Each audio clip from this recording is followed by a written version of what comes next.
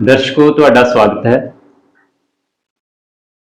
ਪਿਛਲੀ ਵੀਡੀਓ ਦੇ ਵਿੱਚ ਜਿਹੜੀ ਗੱਲ ਕੀਤੀ ਉਸ ਦੇ ਵਿੱਚ ਮੁੱਖ ਤੌਰ ਤੇ ਕਾਲਵੰਡ, ਜਦੋਂ ਸਾਹਿਤੀ ਇਤਿਹਾਸਕਾਰੀ ਬਾਰੇ ਗੱਲ ਕਰ ਰਹੀ ਸੀ ਤਾਂ ਕਾਲਵੰਡ ਦੇ ਵਿੱਚ ਜਿਹੜੀ ਗੱਲ ਸਰ ਹੋਰੀ ਕਰ ਰਹੇ ਸੀ ਉਸ ਦੇ ਵਿੱਚ ਸਾਡੇ ਕੋਲੇ ਗੁਰਮਤ ਕਾਵ, ਸੂਫੀ ਕਾਵ, ਤਾਂ ਇਸ ਧਾਰਾਵਾਂ ਦੇ ਬਾਰੇ ਜਿਹੜੀ ਗੱਲ ਆ ਉਹ ਮੁੱਖ ਤੌਰ ਤੇ ਚੱਲ ਰਹੀ ਸੀ। ਤੇ ਅੱਜ ਦੀ ਇਸ ਵੀਡੀਓ ਦੇ ਵਿੱਚ ਜਿਹੜੀ ਗੱਲਬਾਤ ਕਰਾਂਗੇ ਉਹ ਇਹਨਾਂ ਹੀ ਵੰਨਗੀਆਂ ਦੇ ਵਿੱਚੋਂ ਅਸੀਂ ਗੁਰਮਤ ਕਾਵ ਹੈ ਜਿਹੜਾ ਇਸ ਦੇ ਬਾਰੇ ਗੱਲ ਕਰਾਂਗੇ। ਤੇ ਇਸ ਬਾਰੇ ਜਾਣਕਾਰੀ ਦੇਣ ਦੇ ਲਈ ਅੱਜ ਵੀ ਸਾਡੇ ਨਾਲ ਹਾਜ਼ਰ ਆ ਡਾਕਟਰ ਸਤਨਾਮ ਸਿੰਘ ਸੰਧੂ। ਸਰ ਤੁਹਾਡਾ ਸਵਾਗਤ ਹੈ ਜੀ। ਹਾਂਜੀ ਸਰ, ਜਿਵੇਂ ਅਸੀਂ ਕੱਲ ਵੀ ਆਪਾਂ ਗੱਲ ਕਰ ਰਹੇ ਸੀ ਤਾਂ ਗੁਰਮਤ ਕਾਵ ਦੇ ਵਿੱਚ ਜਦੋਂ ਅਸੀਂ ਦੇਖਦੇ ਹਾਂ ਗੁਰਮਤ ਕਾਵ ਨੂੰ, ਤਾਂ ਗੁਰਮਤ ਕਾਵ ਜਦੋਂ ਵਿਦਿਆਰਥੀ ਵੀ ਪੜ੍ਹਦੇ ਆ ਜਾਂ ਗੁਰਮਤ ਕਾਵ ਨੂੰ ਸਮਝਣਾ ਹੋਵੇ ਤਾਂ ਤੁਸੀਂ ਉਸ ਨੂੰ ਇਸ ਬਾਰੇ ਆ ਜਿਹੜੇ ਤੁਸੀਂ ਕਿਸ ਤਰ੍ਹਾਂ ਸਾਨੂੰ ਜਿਹੜੀ ਜਾਣਕਾਰੀ ਹੈ, ਮੁੱਢਲੀ ਜਾਣਕਾਰੀ ਹੈ ਜਿਹੜੀ ਕੀ ਹੋਣੀ ਚਾਹੀਦੀ ਹੈ ਜਾਂ ਕੀ ਇਸ ਬਾਰੇ ਦੱਸੋ। ਗਿੰਦਰ, ਜਦੋਂ ਵੀ ਅਸੀਂ ਕਿਸੇ ਸਿਧਾਂਤਕ ਸੰਕਲਪ ਨੂੰ ਸਮਝਣ ਦੀ ਕੋਸ਼ਿਸ਼ ਕਰਦੇ ਹਾਂ ਜਾਂ ਕਿਸੇ ਵੀ ਵਿਚਾਰਧਾਰਕ ਪ੍ਰਵਰਗ ਨੂੰ ਜਾਣਨ ਦੀ ਕੋਸ਼ਿਸ਼ ਕਰਦੇ ਹਾਂ ਤਾਂ ਸਭ ਤੋਂ ਪਹਿਲੀ ਗੱਲ ਇਹ ਹੁੰਦੀ ਹੈ ਕਿ ਅਸੀਂ ਉਸ ਵਰਤਾਰੇ ਦੇ ਸ਼ਾਬਦਿਕ ਅਰਥ ਨੂੰ ਜਾਣੀਏ। ਗੁਰਮਤ ਜਿਹੜਾ ਸ਼ਬਦ ਹੈ ਇਹ ਬੁਨਿਆਦੀ ਤੌਰ ਤੇ ਦੋ ਸ਼ਬਦਾਂ ਦੀ ਸੰਧੀ ਤੋਂ ਬਣਿਆ ਹੋਇਆ ਹੈ, ਗੁਰ ਤੇ ਮਤ। ਜਿਹੜਾ ਗੁਰ ਦਾ ਸਹਿਜ ਰੂਪ ਦੇ ਵਿੱਚ, ਇਹ ਸਾਨੂੰ ਅਰਥ ਮੁੱਢਲੇ ਰੂਪ ਦੇ ਵਿੱਚ ਜੋ ਸਹਿਜ ਅਰਥ ਸਮਾਜ ਦੇ ਵਿੱਚ ਪ੍ਰਚਲਿਤ ਹੁੰਦੇ ਆ ਉਸ ਚੋਂ ਜੇ ਲੈ ਲਈਏ ਤਾਂ ਸਾਨੂੰ ਹੋਰ ਵੀ ਸੌਖਾ ਹੋ ਜਾਂਦਾ ਸਮਝਣਾ। ਗੁਰ ਅਸੀਂ ਕਿਸ ਨੂੰ ਕਹਿੰਦੇ ਆ?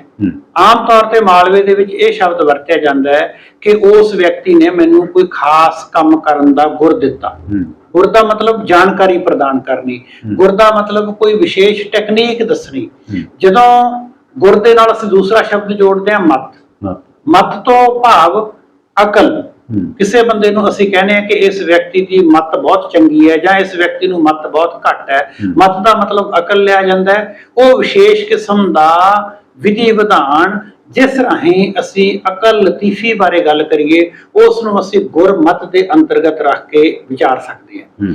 ਦੂਸਰੇ ਪੱਖੋਂ ਜਦੋਂ ਅਸੀਂ ਇਸ ਸ਼ਬਦ ਨੂੰ ਵਿਸ਼ੇਸ਼ ਲਹਿਰ ਜਾਂ ਵਿਸ਼ੇਸ਼ ਧਾਰਾ ਦੇ ਤੌਰ ਤੇ ਸਿੱਖ ਪਰੰਪਰਾ ਦੇ ਪ੍ਰਸੰਗ ਦੇ ਵਿੱਚ ਸਮਝਣ ਦੀ ਕੋਸ਼ਿਸ਼ ਕਰਦੇ ਹਾਂ ਤਾਂ ਫਿਰ ਉੱਥੇ ਅਸੀਂ ਇਸ ਨੂੰ ਦੋ ਤਰ੍ਹਾਂ ਦੇਖਦੇ ਹਾਂ। ਇੱਕ ਸ਼ਬਦ ਸਾਡੇ ਕੋਲੇ ਗੁਰਮਤ ਅਤੇ ਦੂਸਰਾ ਸ਼ਬਦ ਸਾਡੇ ਕੋਲੇ ਗੁਰਬਾਣੀ। ਗੁਰਮਤ ਤੇ ਗੁਰਬਾਣੀ ਨੂੰ ਬਹੁਤ ਵਾਰੀ ਜਿਹੜੇ ਸਾਡੇ ਵਿਦਿਆਰਥੀ ਹੈ ਜਾਂ ਸਾਡੇ ਜਿਹੜੇ ਦਰਸ਼ਕ ਹੈ ਉਹ ਇੱਕ ਦੂਸਰੇ ਦੇ ਪੂਰਕ ਦੇ ਤੌਰ ਤੇ ਦੇਖਣ ਦੀ ਕੋਸ਼ਿਸ਼ ਕਰਦੇ ਆ। ਇਹਨੂੰ ਇਸ ਨਾਲੋਂ ਵੱਖਰੇ ਕਿਸਮ ਨਾਲ ਦੇਖਣਾ ਚਾਹੀਦਾ ਕਿਉਂਕਿ ਜਿਹੜਾ ਗੁਰਮਤ ਹੈ, ਗੁਰਮਤ ਦੇ ਵਿੱਚ ਸਿੱਖ ਪਰੰਪਰਾ ਅਨੁਸਾਰ ਜਾਂ ਸਾਡੇ ਸਾਹਿਤ ਦੇ ਇਤਿਹਾਸ ਅਨੁਸਾਰ ਉਹ ਸਾਰੇ ਦਾ ਸਾਰਾ ਸਾਹਿਤ ਆ ਜਾਂਦਾ ਹੈ ਜੋ ਸ਼੍ਰੀ ਗੁਰੂ ਗ੍ਰੰਥ ਸਾਹਿਬ ਦਾ ਹਿੱਸਾ ਹੈ ਜਾਂ ਨਹੀਂ ਹੈ। ਉਦਾਹਰਨ ਵਜੋਂ ਭਾਈ ਗੁਰਦਾਸ ਦੀਆਂ ਵਾਰਾਂ ਗੁਰਬਾਣੀ ਦਾ ਹਿੱਸਾ ਨਹੀਂ ਹੈ, ਸ਼੍ਰੀ ਗੁਰੂ ਗ੍ਰੰਥ ਸਾਹਿਬ ਦਾ ਹਿੱਸਾ ਨਹੀਂ ਹੈ, ਪਰੰਤੂ ਉਹ ਗੁਰਮਤ ਦਾ ਹਿੱਸਾ ਹੈ। ਇਸੇ ਤਰੀਕੇ ਨਾਲ ਜਨਮ ਸਾਖੀਆਂ, ਸੂਰਜ ਪ੍ਰਕਾਸ਼ ਗ੍ਰੰਥ ਜਾਂ ਸਾਡੀਆਂ ਹੋਰ ਬਹੁਤ ਸਾਰੀਆਂ ਰਚਨਾਵਾਂ ਜੋ ਸਿੱਖ ਫਲਸਫੇ ਨਾਲ, ਸਿੱਖ ਸਿਧਾਂਤ, ਦਰਸ਼ਨ ਜਾਂ ਦ੍ਰਿਸ਼ਟੀਕੋਣ ਨਾਲ ਸੰਬੰਧਿਤ ਹੈ, ਉਹਨਾਂ ਸਾਰੀਆਂ ਰਚਨਾਵਾਂ ਨੂੰ ਅਸੀਂ ਗੁਰਮਤ ਦੇ ਅੰਤਰਗਤ ਰੱਖ ਸਕਦੇ ਹਾਂ। ਪਰੰਤੂ ਗੁਰਬਾਣੀ ਅਸੀਂ ਉਸ ਨੂੰ ਹੀ ਆਖਦੇ ਹਾਂ ਜਿਹੜੀ ਸ਼੍ਰੀ ਗੁਰੂ ਗ੍ਰੰਥ ਸਾਹਿਬ ਦੇ ਵਿੱਚ ਦਰਜ ਹੈ। ਇੱਕ ਮੈਂ ਇੱਥੇ ਹੋਰ ਗੱਲ ਸਪਸ਼ਟ ਕਰਨੀ ਚਾਹੁੰਦਾ ਹੈ ਕਿ ਗੁਰਬਾਣੀ ਨੂੰ ਕਈ ਵਾਰੀ ਗੁਰੂ ਦੀ ਬਾਣੀ ਨਾਲ ਵੀ ਜੋੜਿਆ ਜਾਂਦਾ ਹੈ, ਪਰੰਤੂ ਇਹਨੂੰ ਵਿਸ਼ਾਲ ਅਰਥਾਂ ਵਿੱਚ ਜਦੋਂ ਅਸੀਂ ਦੇਖਦੇ ਹਾਂ ਤਾਂ ਸ਼੍ਰੀ ਗੁਰੂ ਗ੍ਰੰਥ ਸਾਹਿਬ ਦੇ ਵਿੱਚ ਦਰਜ ਬਾਣੀ ਭਾਵੇਂ ਉਹ ਬਾਬਾ ਫਰੀਦ ਜੀਆਂ ਦੀ ਰਚਨਾ ਹੈ ਜਾਂ ਕਿਸੇ ਵੀ ਹੋਰ ਵਿਅਕਤੀ ਦੀ ਭਗਤ ਦੀ ਰਚਨਾ ਹੈ, ਕਿਸੇ ਸੰਤ ਦੀ ਰਚਨਾ ਹੈ, ਉਹ ਸਾਰੀ ਦੀ ਸਾਰੀ ਰਚਨਾ ਨੂੰ ਅਸੀਂ ਪਰੰਪਰਾ ਅਨੁਸਾਰ ਗੁਰਮਤ ਦੇ ਅੰਤਰਗਤ ਹੀ ਰੱਖ ਕੇ ਦੇਖਦੇ ਹਾਂ ਤੇ ਸਾਰੀ ਸ਼੍ਰੀ ਗੁਰੂ ਗ੍ਰੰਥ ਸਾਹਿਬ ਦੀ ਰਚਨਾ ਨੂੰ ਇੱਕ ਸਮਾਨ ਹੀ ਸਤਿਕਾਰ ਦਿੱਤਾ ਜਾਂਦਾ ਹੈ। ਭਾਵੇਂ ਉਹ ਗੁਰੂ ਸਾਹਿਬਾਨ ਦੁਆਰਾ ਰਚੀ ਗਈ ਹੈ, ਭਾਵੇਂ ਉਹ ਗੁਰੂ ਸਾਹਿਬਾਨ ਦੁਆਰਾ ਸਵੀਕਾਰ ਕੀਤੇ ਹੋਏ ਜਿਨ੍ਹਾਂ ਦੀ ਰਚਨਾ ਨੂੰ ਯੋਗ ਮੰਨਿਆ ਗਿਆ ਸ਼੍ਰੀ ਗੁਰੂ ਗ੍ਰੰਥ ਸਾਹਿਬ ਦੇ ਵਿੱਚ ਦਰਜ ਕਰਨ ਲਈ ਉਹਨਾਂ ਦੁਆਰਾ ਰਚੀ ਗਈ ਹੈ। ਇਹ ਸਾਰੇ ਨੂੰ ਅਸੀਂ ਗੁਰਬਾਣੀ ਦੇ ਅੰਤਰਗਤ ਹੀ ਵਿਚਾਰਦੇ ਹਾਂ।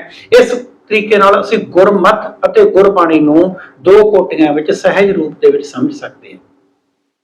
ਤੇ ਜਦੋਂ ਅਸੀਂ ਗੁਰਮਤ ਨੂੰ ਸਮਝਦੇ ਹਾਂ ਜੀ, ਫਿਰ ਗੁਰਮਤ ਨੂੰ ਸਮਝਣ ਲਈ ਸਾਨੂੰ ਗੁਰਮਤ ਦ੍ਰਿਸ਼ਟੀਕੋਣ ਵੀ ਦੇਖਣਾ ਪਊਗਾ ਤੇ ਗੁਰਮਤ ਦ੍ਰਿਸ਼ਟੀਕੋਣ ਨੂੰ ਤੁਸੀਂ ਫਿਰ ਕਿਵੇਂ ਦੇਖਦੇ ਹੋ? ਬਿਲਕੁਲ, ਬਹੁਤ ਅੱਛਾ ਸਵਾਲ ਹੈ। ਜਿਹੜਾ ਗੁਰਮਤ ਦ੍ਰਿਸ਼ਟੀਕੋਣ ਹੈ ਇਹ ਆਪਣੇ ਆਪ ਦੇ ਵਿੱਚ ਇਸ ਕਰਕੇ ਮਹੱਤਵਪੂਰਨ ਹੋ ਜਾਂਦਾ ਹੈ ਕਿਉਂਕਿ ਗੁਰਮਤ ਸੰਗਮ ਦੀ ਦ੍ਰਿਸ਼ਟੀ ਨੂੰ ਲੈ ਕੇ ਚੱਲਦਾ ਹੈ। ਸੰਗਮ ਦੀ ਦ੍ਰਿਸ਼ਟੀ ਮੈਂ ਕਿਉਂ ਕਹਿ ਰਿਹਾ, ਇੱਕ ਸਮਾਂ ਸੀ ਜਦੋਂ ਇੱਕ ਵਿਸ਼ੇਸ਼ ਧਾਰਾ, ਵਿਸ਼ੇਸ਼ ਲਹਿਰ, ਪਰੰਪਰਾ ਜਾਂ ਚੇਤਨਾ ਜਿਹਨੂੰ ਉਸ ਸਮੇਂ ਦੀ ਅਸੀਂ ਵੈਦਿਕ ਪਰੰਪਰਾ ਕਹਿੰਦੇ ਸੀ, ਸਿਰਫ ਉਸੇ ਨੂੰ ਆਧਾਰ ਬਣਾ ਕੇ ਚੱਲਦੀ ਸੀ। ਸਮਾਜ ਦੇ ਵਿੱਚ ਕੁਝ ਇਸ ਕਿਸਮ ਦੀਆਂ ਵੰਡੀਆਂ ਪਾਈਆਂ ਹੋਈਆਂ ਸੀ। ਉਹ ਵੰਡੀਆਂ ਜਾਤੀ ਦੇ ਆਧਾਰ ਤੇ ਸੀ ਜਾਂ ਜਮਾਤ ਦੇ ਆਧਾਰ ਤੇ ਸੀ, ਕਿਸੇ ਵੀ ਕਿਸਮ ਦੀਆਂ ਆਪਾਂ ਕਹਿ ਸਕਦੇ ਹਾਂ। ਉਸ ਜਾਤੀਵਾਦੀ ਪਰੰਪਰਾ ਨੂੰ ਅਲੱਗ ਕਰਨ ਵਾਸਤੇ ਆਮ ਜਨ ਸੁਧਾਰਨ ਦੀ ਗੱਲ ਹੈ ਜਿਹੜੀ ਉਹ ਕੇਂਦਰ ਦੇ ਵਿੱਚ ਲੈ ਕੇ ਆਉਣ ਵਾਸਤੇ ਉਹਨਾਂ ਦੀ ਜਨ ਸੁਧਾਰਨ ਦੀ ਰਚਨਾ ਨੂੰ ਵੈਦਿਕ ਰਚਨਾ ਜਿੱਡਾ ਵੱਡਾ ਸਥਾਨ ਦੇਣ ਵਾਸਤੇ ਜਿਹੜਾ ਗੁਰਮਤ ਦਾ ਇੱਕ ਸੰਗਮ ਹੋਇਆ। ਇਸ ਸੰਗਮ ਦੇ ਵਿੱਚ ਸਾਡੇ ਕੋਲੇ ਭਾਰਤ ਦੇ ਦੱਖਣ ਦੇ ਵਿੱਚੋਂ ਬਹੁਤ ਸਾਰੇ ਭਗਤਾਂ ਦੀ ਰਚਨਾ ਆਈ।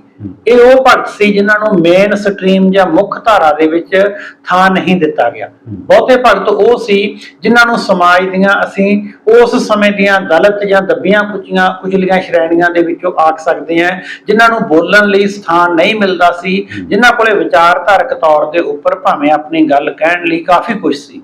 ਇਸੇ ਤਰੀਕੇ ਨਾਲ ਸੂਫੀਆਂ ਦੇ ਵਿੱਚੋਂ ਸੂਫੀਆਂ ਦੀ ਮੇਨ ਸਟਰੀਮ ਤੋਂ ਪਾਸੇ ਇੱਕ ਫਿਰਕਾ ਜਾਂ ਬਹੁਤ ਸਾਰੇ ਫਿਰਕੇ ਉਹ ਸੀ ਜਿਨ੍ਹਾਂ ਨੂੰ ਇਸਲਾਮ ਦੇ ਵਿੱਚ ਉਸ ਕਿਸਮ ਦਾ ਸਵੀਕ੍ਰਿਤੀ ਜਾਂ ਸਤਿਕਾਰ ਨਹੀਂ ਮਿਲਦਾ ਸੀ। ਤਾਂ ਚਿਸ਼ਤੀ ਸੰਪਰਦਾਇ ਦੇ ਵਿੱਚੋਂ ਬਾਬਾ ਫਰੀਦ ਆਏ ਤੇ ਸਾਡੇ ਕੋਲੇ ਦੱਖਣੀ ਭਾਰਤ ਦੇ ਵਿੱਚੋਂ ਭਗਤ ਆਏ ਤੇ ਪੰਜਾਬ ਦੇ ਵਿੱਚ ਉਸ ਸਮੇਂ ਦੇ ਜਿਹੜੇ ਪੰਜਾਬ ਦੇ ਸਿੱਧ ਸੀ ਜਾਂ ਹੋਰ ਵਿਅਕਤੀ ਸੀ ਜਿਨ੍ਹਾਂ ਨਾਲ ਗੁਰੂ ਸਾਹਿਬਾਨ ਨੇ ਨਿੱਜੀ ਤੌਰ ਤੇ ਸੰਪਰਕ ਕੀਤਾ, ਉਹਨਾਂ ਸਾਰਿਆਂ ਦੀਆਂ ਰਚਨਾਵਾਂ ਦਾ ਵਿਚਾਰਧਾਰਕ ਸੰਗਮ ਜਾਂ ਸਾਰਿਆਂ ਦਾ ਸਾਂਝਾ ਦ੍ਰਿਸ਼ਟੀਕੋਣ ਇੱਕ ਜਗ੍ਹਾ ਤੇ ਜਦੋਂ ਇਕੱਤਰ ਹੁੰਦਾ ਉਸ ਨੂੰ ਅਸੀਂ ਗੁਰਮਤ ਦ੍ਰਿਸ਼ਟੀਕੋਣ ਦਾ ਨਾਂ ਦਿੰਦੇ ਹਾਂ। ਇੱਕ ਗੱਲ ਮੈਂ ਹੋਰ ਸਪਸ਼ਟ ਕਰਨੀ ਚਾਹੁੰਦਾ ਹਾਂ ਕਿ ਦ੍ਰਿਸ਼ਟੀਕੋਣ ਬੁਨਿਆਦੀ ਤੌਰ ਤੇ ਅਸੀਂ ਕਹਿੰਦੇ ਕਿਸ ਨੂੰ ਹੈ, ਇਹਨੂੰ ਸਮਝਣਾ ਵੀ ਬਹੁਤ ਜ਼ਰੂਰੀ ਹੈ। ਜਦੋਂ ਅਸੀਂ ਕਿਸੇ ਵੀ ਚੀਜ਼ ਨੂੰ ਆਪਣੀਆਂ ਗਿਆਨ ਇੰਦਰੀਆਂ ਜਿਨ੍ਹਾਂ ਨੂੰ ਅੱਖਾਂ ਰਾਹੀਂ ਦੇਖਦੇ ਹਾਂ ਉਸ ਨੂੰ ਦ੍ਰਿਸ਼ ਕਿਹਾ ਜਾਂਦਾ ਹੈ। ਸਾਡੀਆਂ ਅੱਖਾਂ ਦ੍ਰਿਸ਼ ਦੇਖ ਕੇ ਸਾਡੇ ਮਨ ਮਸਤਕ ਦੇ ਵਿੱਚ ਲੈ ਜਾਂਦੀਆਂ। ਉਸ ਦ੍ਰਿਸ਼ ਨੂੰ ਜਦੋਂ ਅਸੀਂ ਇੱਕ ਵਿਸ਼ੇਸ਼ ਨਜ਼ਰੀਏ ਤੋਂ ਦੇਖਦੇ ਹਾਂ, ਜਿਸ ਤਰੀਕੇ ਨਾਲ ਗੁਰਮਤ ਦੇ ਵਿੱਚ ਛੋਟੀਆਂ ਜਮਾਤਾਂ ਨੂੰ, ਦੱਬੀਆਂ ਜਮਾਤਾਂ ਨੂੰ, ਉਹ ਵਿਅਕਤੀ ਜਿਨ੍ਹਾਂ ਨੂੰ ਜਾਤੀ ਦੇ ਆਧਾਰ ਤੇ ਨਕਾਰਿਆ ਜਾਂਦਾ ਹੈ, ਉਹਨਾਂ ਲੋਕਾਂ ਨੂੰ ਇਹਨਾਂ ਸਾਰੇ ਮਹਾਨ ਵਿਅਕਤੀਆਂ, ਰਚਨਾਕਾਰਾਂ, ਗੁਰੂਆਂ, ਭਗਤਾਂ ਤੇ ਸੂਫੀਆਂ ਨੇ ਦੇਖਿਆ। ਉਹ ਦੇਖਣ ਦਾ ਜਿਹੜਾ ਉਹਨਾਂ ਦਾ ਦ੍ਰਿਸ਼ਟੀ ਸੀ ਉਹ ਇੱਕ ਖਾਸ ਕੋਣ ਤੋਂ, ਖਾਸ ਦਰਜੇਬੰਦੀ ਤੋਂ, ਖਾਸ ਐਂਗਲ ਤੋਂ ਦੇਖਣ ਨੂੰ ਹੀ ਅਸੀਂ ਦ੍ਰਿਸ਼ਟੀਕੋਣ ਆਖਦੇ ਹਾਂ। ਦ੍ਰਿਸ਼ਟੀਕੋਣ ਦਾ ਸਹਿਜ ਭਾਸ਼ਾ ਦੇ ਵਿੱਚ ਇਹ ਅਰਥ ਹੈ ਕਿ ਜਦੋਂ ਅਸੀਂ ਕਿਸੇ ਸਮੱਸਿਆ ਨੂੰ ਇੱਕ ਵਿਸ਼ੇਸ਼ ਦ੍ਰਿਸ਼ਟੀ ਤੋਂ ਦੇਖੀਏ ਉਸ ਨੂੰ ਅਸੀਂ ਦ੍ਰਿਸ਼ਟੀਕੋਣ ਆਖਦੇ ਹਾਂ।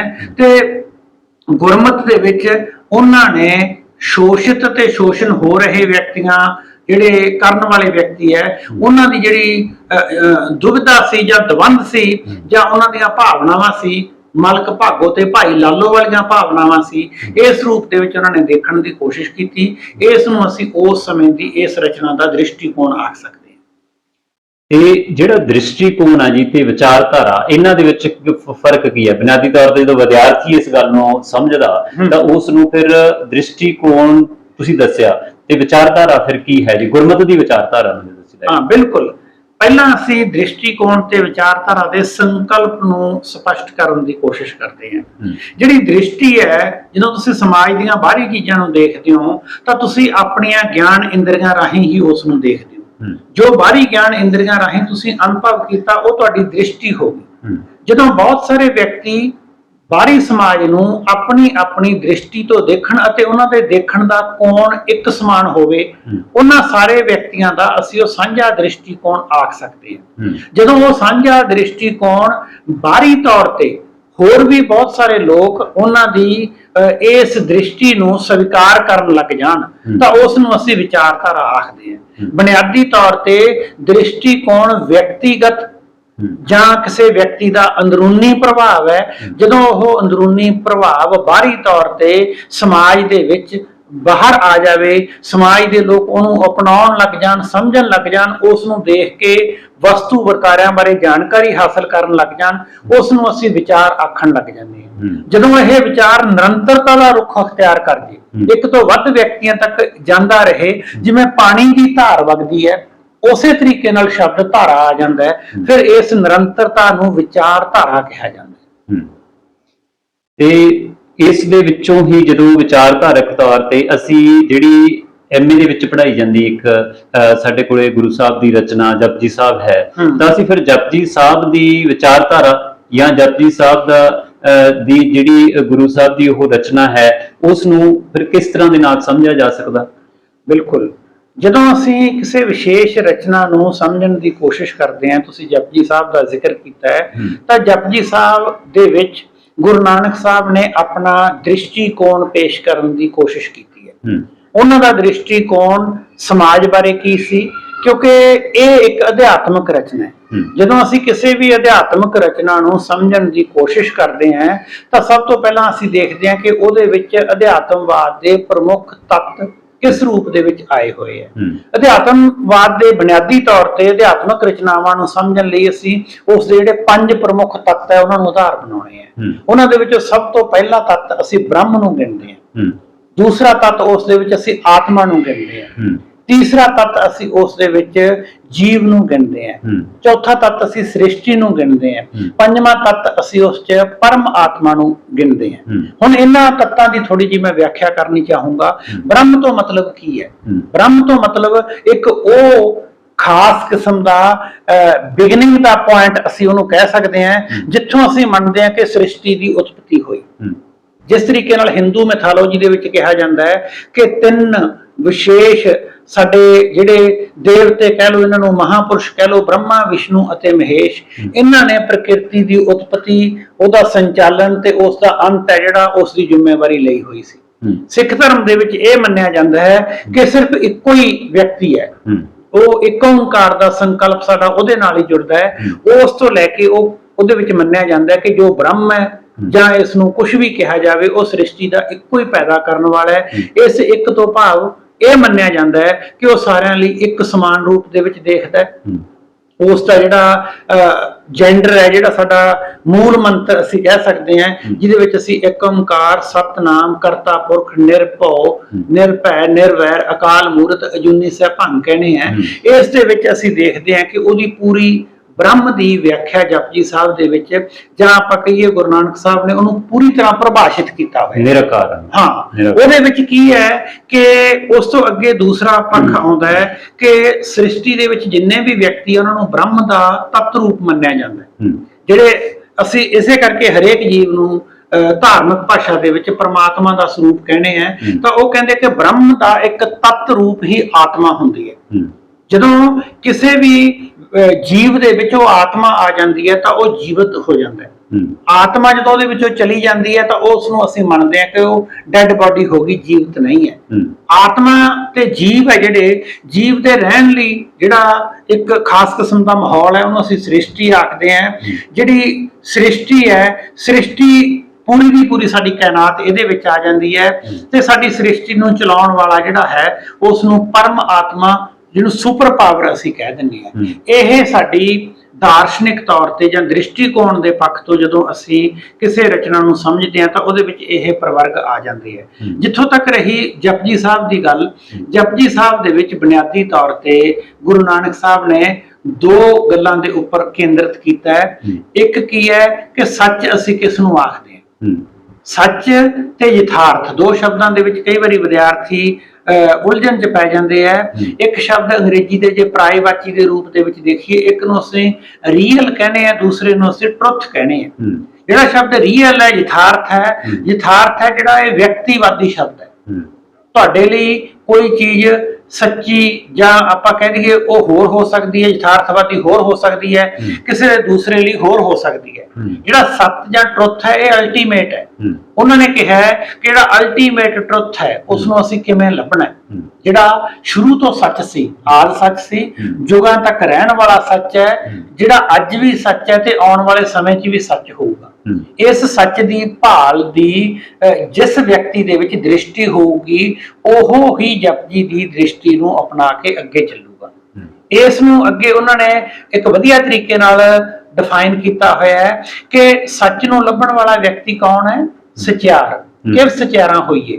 ਜਿਸ ਤਰੀਕੇ ਨਾਲ ਇੱਕ ਘੁਮਿਆਰ ਹੈ, ਉਹ ਭਾਂਡੇ ਬਣਾਉਣ ਦਾ ਕੰਮ ਕਰਦਾ ਹੈ। ਸੁਨਿਆਰ ਹੈ, ਸੋਨੇ ਦਾ ਕੰਮ ਕਰਦਾ ਹੈ। ਇਸੇ ਤਰੀਕੇ ਨਾਲ ਲੋਹਾਰ ਹੈ, ਉਹ ਲੋਹੇ ਦਾ ਕੰਮ ਕਰਦਾ ਹੈ। ਇਸੇ ਤਰੀਕੇ ਨਾਲ ਜਿਹੜਾ ਸਚਿਆਰ ਹੈ ਉਹ ਸੱਚ ਦੀ ਖੋਜ ਦਾ ਕੰਮ ਕਰਦਾ ਹੈ। ਸੱਚ ਦੀ ਖੋਜ ਕਿਵੇਂ ਕਰਨੀ ਹੈ, ਸੱਚ ਕਿੱਥੇ ਪਿਆ ਹੈ, ਸੱਚ ਨੂੰ ਪਾਉਣਾ ਕਿਵੇਂ ਹੈ, ਸੱਚ ਨੂੰ ਲੱਭਣਾ ਕਿਵੇਂ ਹੈ। ਜਿਸ ਨੂੰ ਉਹ ਸੱਚ ਨੂੰ ਲੱਭਣ ਵੱਲ ਕਿਉਂ ਤੋੜਦੇ ਆ? ਉਹ ਕਹਿੰਦੇ ਜਿਹੜਾ ਨਿਰਆਕਾਰ ਹੈ, ਜਿਹਨੂੰ ਅਸੀਂ ਬ੍ਰਹਮ ਕਿਹਾ ਸੀ, ਜਿਹਨੂੰ ਅਸੀਂ ਪਰਿਭਾਸ਼ਿਤ ਕੀਤਾ ਸੀ, ਉਹ ਜਿਹੜਾ ਨਿਰਆਕਾਰ ਹੈ ਉਹ ਸੱਚ ਦੇ ਉਸ ਹਿੱਸੇ ਵਿੱਚ ਸੱਚ ਦੇ ਉਸ ਖੰਡ ਵਿੱਚ, ਜਿਹਦੇ ਬਾਰੇ ਆਪਾਂ ਬਾਅਦ ਦੇ ਵਿੱਚ ਵਿਸਤਾਰ 'ਚ ਗੱਲ ਕਰਾਂਗੇ, ਤਾਂ ਉਹ ਕਹਿੰਦੇ ਸੱਚਖੰਡ ਵਸੇ ਨਿਰੰਕਾਰ ਜਾਂ ਨਿਰਆਕਾਰ, ਉਹ ਉੱਥੇ ਉਹਦਾ ਵਾਸ ਹੈ। ਉਸ ਨੂੰ ਲੱਭਣ ਵਾਸਤੇ ਇਸ ਮਾਰਗ ਤੇ, ਇਸ ਦ੍ਰਿਸ਼ਟੀਕੋਣ ਤੇ ਚੱਲਣਾ ਸਾਨੂੰ ਜ਼ਰੂਰੀ ਹੈ, ਸਾਨੂੰ ਲਾਜ਼ਮੀ ਹੈ। ਤੇ ਸਰ, ਤੁਸੀਂ ਸਾਡੇ ਵਿਦਿਆਰਥੀਆਂ ਦੇ ਲਈ ਗੁਰਮਤ ਨੂੰ ਸਮਝਣ ਦੇ ਲਈ ਕੁਝ ਬੁਨਿਆਦੀ ਜਿਹੜੀਆਂ ਗੱਲਾਂ ਉਹ ਕੀਤੀਆਂ, ਤੇ ਤੁਹਾਡਾ ਬਹੁਤ ਧੰਨਵਾਦ ਜੀ। ਤੇ ਪਿਆਰੇ ਦਰਸ਼ਕੋ, ਤੁਹਾਡਾ ਵੀ ਬਹੁਤ ਧੰਨਵਾਦ। ਧੰਨਵਾਦ ਗਿੰਦਰ, ਤੁਹਾਡੇ ਜਿਹੜੇ ਸੁਣਨ ਵਾਲਿਆਂ ਦਾ ਵੀ ਧੰਨਵਾਦ। ਸ਼ੁਕਰੀਆ ਜੀ।